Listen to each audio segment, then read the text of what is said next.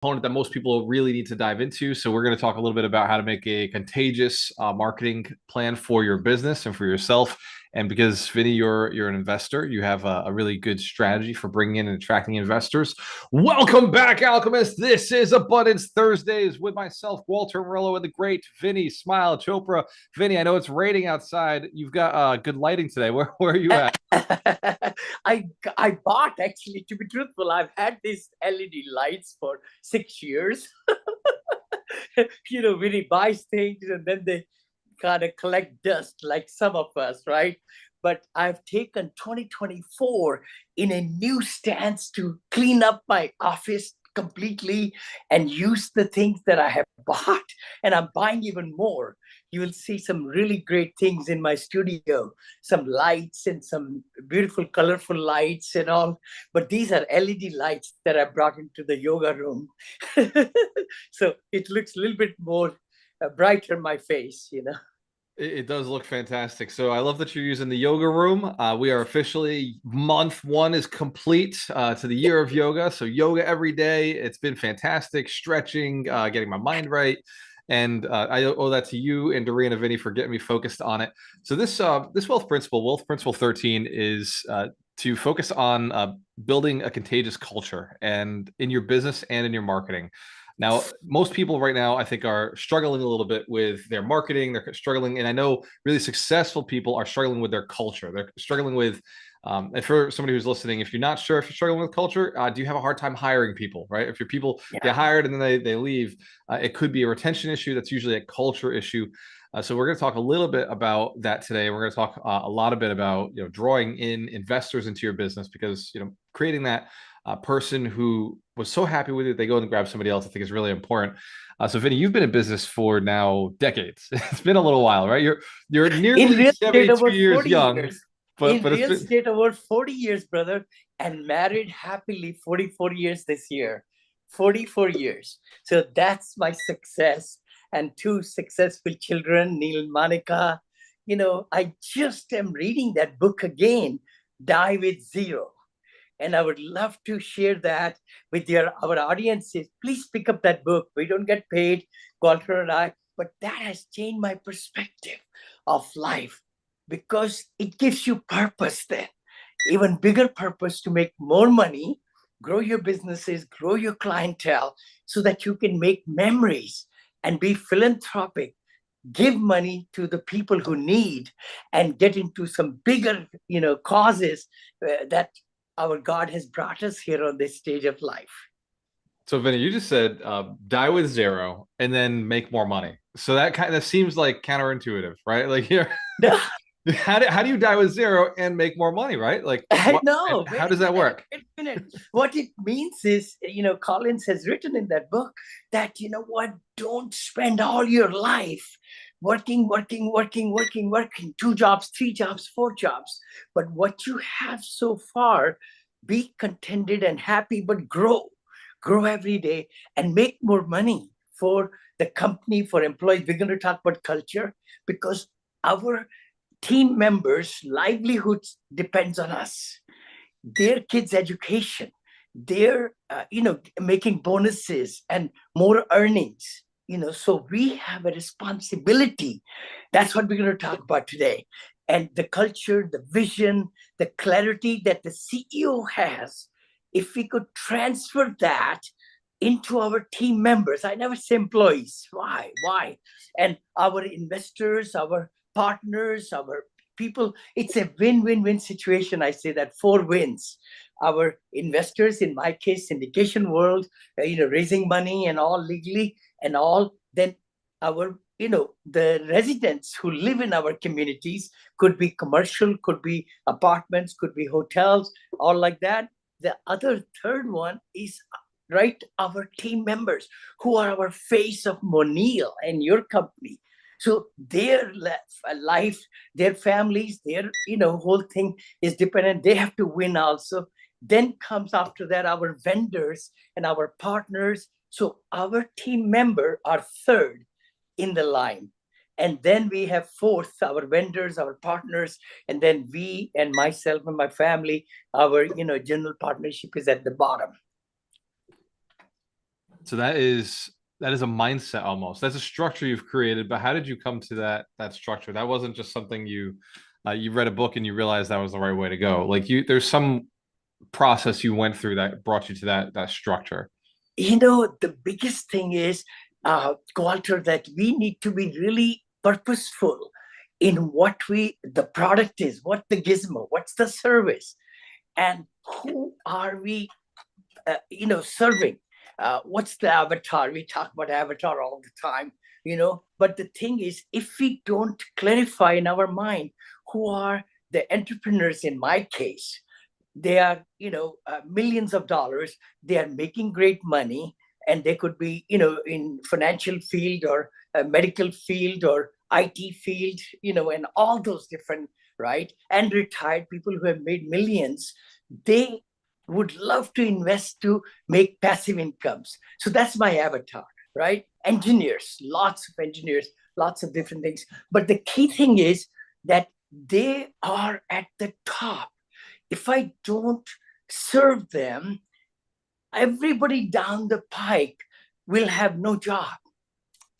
So that's where the investors come, number one, or students in my academies. I want to teach them my skills. So if they are on the top, then everything underneath will have job. So after the investors come our our team members, because I'm not everywhere, not at all. When we had 158 team members, not that many. So a lot of companies have 200, 500,000. I mean, I just bought stocks this morning, and 35,000 people in that company. But the thing is, we got to be really, really focused with our vision, our culture internally, so that we could really get everybody excited in our teams for purposeful communication and closing of the product or the service we provide. That's fantastic. That is so powerful. Like you had 152 people, and that obviously is way past the point of being able to do all the work yourself. And so you started building this structure because you needed something beyond you showing up and talking to each person every single day. And I think that's a perfect way to explain why culture is so important. Culture is that thing, for anybody who's just listening, culture is that thing that lives beyond you. When people talk about getting out of the business, they're actually talking about building culture. The E-Myth talks about this idea of franchise model. What they're really talking about is a culture that everybody can remember and work off of, so that if something goes wrong, they know how to fix it and take care of your customers, ideally better than you would by yourself. So there's a couple of steps to creating culture, Vinney, and the notes you sent me this morning talk about mission, like your mission and your vision, like being really clear. What is the mission and vision of Monial, for example? Like, if just tell us like a company that we know exists that you've been operating. What is the Sure. mission vision? How did you guys come up with that? Oh my gosh, I love it. I love it. This is a very good question, brother. I would say Monil, Monica and Neil together, that's the legacy we are building for the last 8, 10 years. I had another company before, Ideal Investment Group. Now Monil Companies, conglomerate, has many, many companies underneath there in multifamily, in commercial, hospitality, in senior living, in education, in digital branding, in diversification, in cloud defense side of the things, and all other different businesses, right? The key thing is you got to look at where the avatar is in each of those businesses, and then you're able to design why people should invest with you, why people should follow you along, so that you are able to teach them or give them a service. In my case, there are only two avatars, and they are investors. There is $36 trillion, even a lot more now, in savings, in IRAs and retirement funds and all that. But lots and lots of entrepreneurs who have made a lot of money, how to diversify, how to put their money in the right place to grow their incomes passively and get tax benefits. That's at the forefront of my businesses. Secondly, of course, education is my business. Even though I don't make too much money, there are a lot of coaches and mentors, that's their whole income. In my case, I chose other way around. I like to be in the midst of things, I'm buying franchises, buying golf courses, buying marinas. I mean, you name it. French, and it's now Airbnb. We talked about it, starting a business in that one. Buying some other startup companies and medtech companies in cybersecurity, in accounting, in AI. They just, the thing is abundance mindset. Once you are out of the business, you look at the KPIs with your teams of professionals and vice presidents and presidents, then I need to let them do their job, let them be accountable for it. And then when I meet and see the reports and everything, if I need to get involved, I get involved. But that's the beauty of it. You got to automate, you got to get focused, you got to clarify and delegate. So it's fascinating because I think I caught it right at the beginning. It sounds like Monil really is a conglomerate for investments that you believe in, a conglomerate for investments that you like the partners, and it's who do the KPIs like you mentioned at the end. Like they follow strict business acumen, like they're following really good rules, and that's why you'll invest with them. I like that. So you talked about recognizing, rewarding. Well, one of the notes you sent me was it says recognizing, rewarding employees. I know you call them team members. So, what are some of the ways that you've recognized people within your company? Oh my gosh, I'm so glad you're talking about. Number one, our investors. We spend about $20,000 each year, 20 to 25,000, to really respect and give gratitude to our investors. When we send Harry and David boxes, like 5 tier boxes, 5 or 6 boxes, in a beautiful ribbon setting and all, not in a junk box, whatever, and spend about 79 to about $99 per, investor, that we send out these every Thanksgiving, not Christmas, but around in November. Even Thanksgiving is, we want to give thanks to them for being in our, and we have 780 investors now, but then these are the active investors that we provide these gifts to, right? Who have invested million, 2 million, 3 million, even 100,000 above. So everybody, we have minimum of 100 anyway. So that is one thing. Then the other thing, in our organizations, I used to give 2 bonuses a year. One midterm bonus, like in June, and one in November, end of November, before Christmas. Every team member got the bonus from us, from Monil. That was the culture, because I really believed if they're contributing, and then we did some awards banquets and did some, and every time I'll go to Texas, Georgia, or, Florida, I'll take the whole team out and invite their families to really enjoy the dinner on me, and, and the company, Monil, so that they could really feel who Vinney is. And lots of people who have traveled with me or shadowed me, they will vouch for it, how the whole climate, the culture that I built. I mean, as we were winding down, lots of people were crying. They said, Vinney, we want to work with you again. Whenever you have any kind of assets, we want to be there with you. So it's good to have that feeling, but it all stems from the clear vision and investment of time, money, and resources to keep our, team members happy. So taking care of, number one, our clients, our investors, students, all that. Then number two, our team members. And then Fantastic. we also give, by the way, those gifts in November to our vendors too, to our partners, our loan brokers, our real estate brokers who have given us so many great leads, and our other partners in all the different businesses. So we send them gifts to them too. It makes sense. It makes sense. I can see how a person would be like, I don't ever want this business to stop. I want to keep it growing because I'm getting lunch with the owner and everybody kind of involved in their family is important. One of the other notes you mentioned was the culture of your marketing strategies involving like showcasing values of the company, missions, positive work environment for your target audiences. Some of these things that you do to create your marketing structure so that people are talking about you? Like, what are some of the things that you did early in the business that got people talking about O'Neill? That got people saying, "Hey, you know what? I got to introduce you to Vinney because." What are some of those programs or things or ideas or stuff that your marketing really took off like beyond things you had to do? Thank you so much. In my life, I've been in business since 2007, let's say. So that's 16, 18, 16, 17 years. First 5 years, nobody knew Vinny Chopra, 5 or 6 years. My old company, when I started Monil in 2014, I only started it in 2014. That's 10 years back now. And that's when I took off. I didn't have a website even before. But then I started recording and putting a lot of educational materials out there.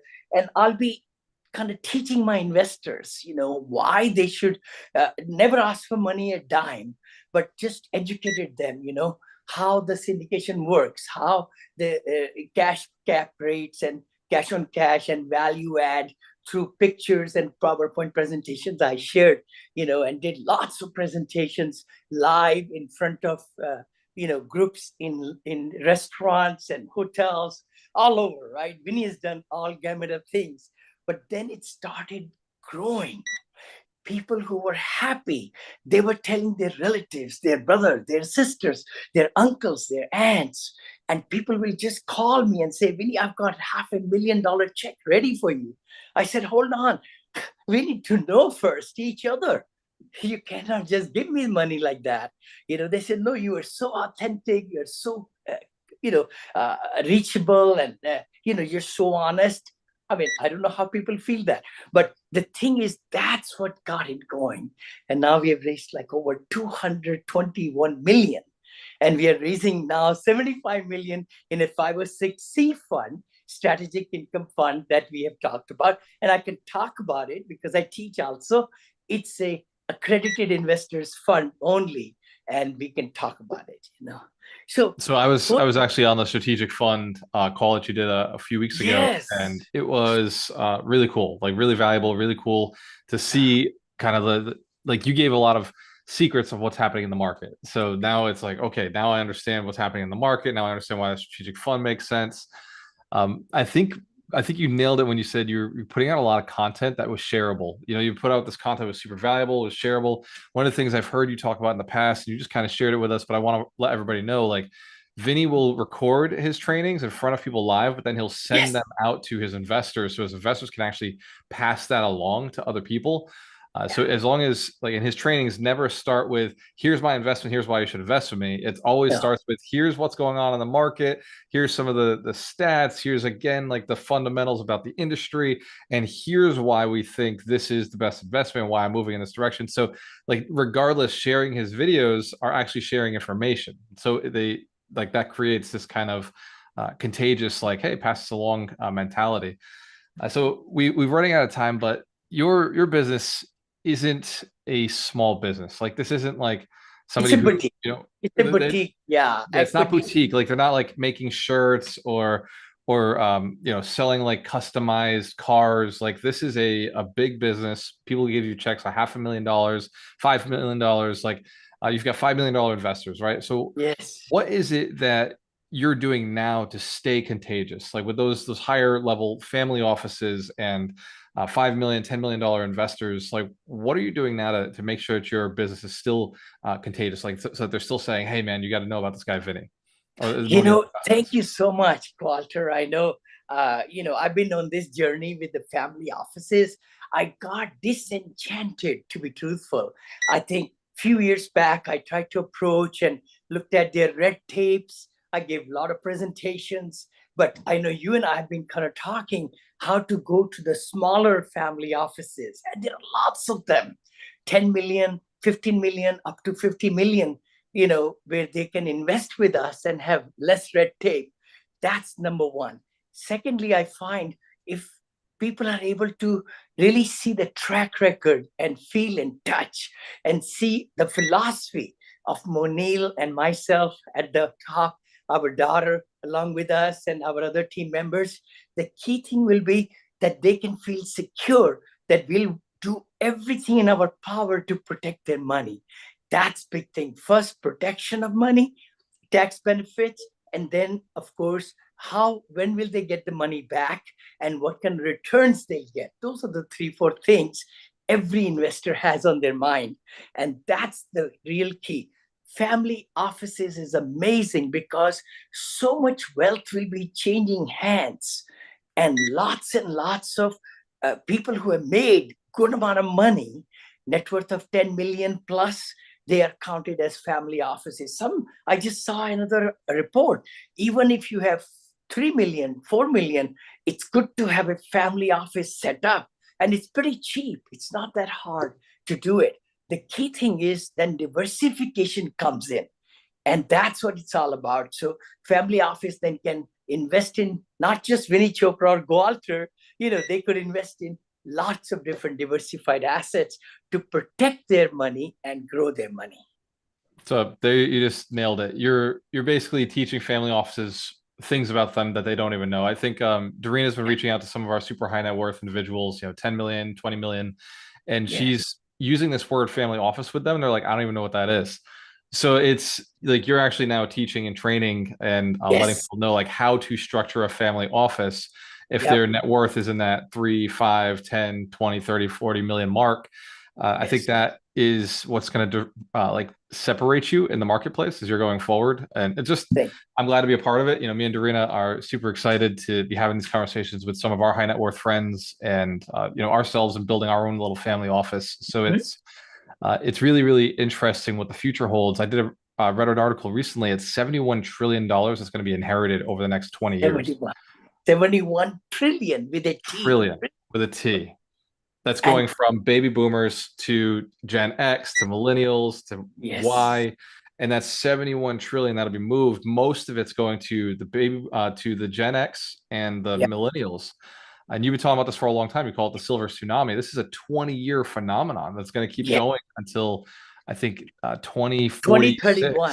2031. Okay. Yeah. So this is 7 more years. But what you're really saying is so right, Gualter. Millennials and Generation X, Y, Z, they want minimum work. They really like portability. They like to live a lifestyle, of comfort and everything and richness, but they want to be really more automated and more, they just want the money to grow. The family office with them would be really focusing on how can you diversify, protect your capital, and make money grow. Those 3 things, And I can relate to family offices very well. I'm thinking that's exactly what I want my money doing too.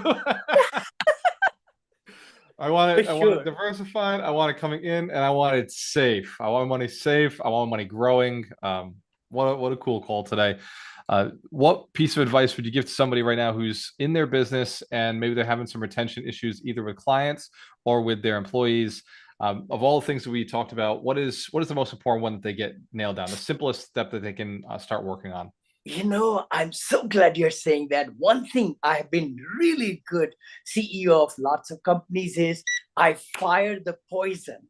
I cut the poison as quickly as possible in the organizations that I've led, because one negative can bring so much poison within your organization. You got to motivate, and you can motivate if your leadership is right. If you are totally focused, you're showing them how to do it, and make sure that you keep them accountable, all your team members. That's the biggest thing. A lot of time, friendship comes on the way. That is not good. In our organizations, we need to treat it as we are really obligated to give them the right, salaries or commissions and bonuses and everything, so that they are motivated. If some people are not motivated, it's good time for the CEO to take them on the sideline and say, hey, what's going on in your life and things, why you are not motivated. If this is not the position you need, then leave or you grow, or you do some training so that you could do your job better. So I think introspectively, we should be looking at everybody in our organizations. Are they contributing or not? Wow. That I love how that actually, in my mind, also solves the customer problems. If you solve the client, the staff problem, the team problem, you solve the customer problem because the right team will go out and get your customers. This has been probably one of our best. I know we're not going to be doing this possibly for over the next 3 weeks because you're going to be traveling. So Yeah. for each of you who's listening, go back and listen to this episode again. There's a lot of information here for you to increase your income, increase your net worth, and get access to really cool deals. Go to alchemistnation.com, and I want you to go to Crush 2024. There's a lot of free training on Yes. both websites. Get access to the training. February's just begun. We're still at the beginning of the year. You've got to go out there and crush it. Cheers to your success. We do this every Thursday, except for these next couple of weeks. Every Yes. Thursday, 9 a.m. PST and 12 p.m. Eastern Standard Time. Cheers to your success. We have a choice. Always work with the best. We'll see you on the next one. God bless.